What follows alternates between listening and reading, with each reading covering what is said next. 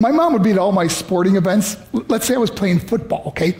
My mother would be on the sidelines, and if the play on the field started going one way, my mother would run along like, Mark, get him, get him. I'd be like, oh my gosh.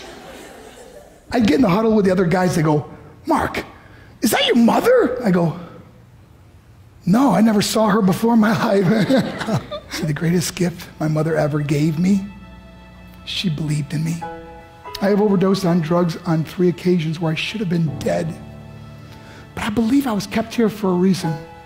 You show me your friends, I will show you your future. How do I know this? I hung out with losers, and I became the biggest loser of them all because I gave up everything I dreamt about as a little boy because of who I chose to surround myself with. My friends would drive me home at 2, 3, 4 in the morning. We'd be drunk and high, laughing in the car.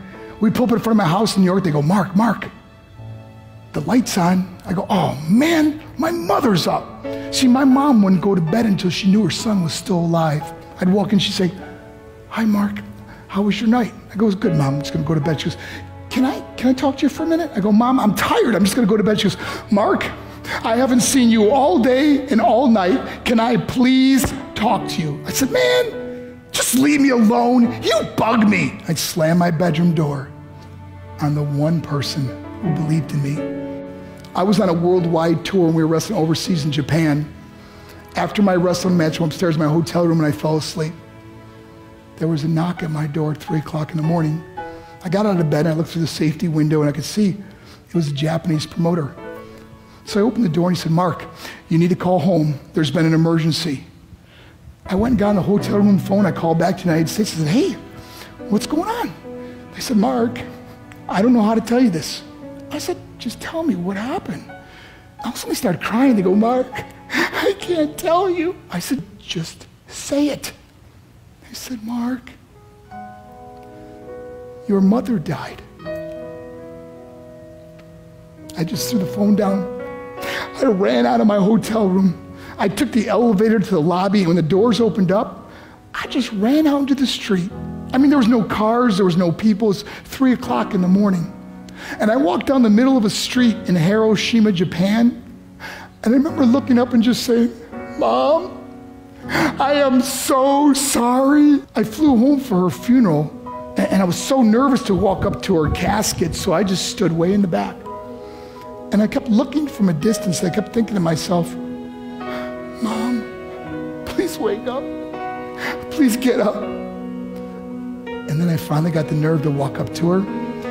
And as I got closer, I could see my mom for the first time. I mean, she was so beautiful. She was dressed in white. I mean, she looked like an angel. And I just stood over it. I said, Mom, you are my hero. Everything I am, everything I hope to be was because of you. You loved me so much. You gave me a life. You're the only one that ever believed in me. How did I repay her? By getting drunk, by getting high, by getting stupid, by hanging out with losers? For what? All she ever wanted to do was talk to me. I wish I could talk to you now, Mom. I wish you could see what I'm doing. Why couldn't I have been a better son? We are defined by our choices. But if you surround yourself with people involved in drugs and alcohol and pills, it's a dead end. I'm not here to preach to you. I'm here to tell you I lived that life. It leads to broken hearts, broken relationships, broken dreams, and death. For what? To get high?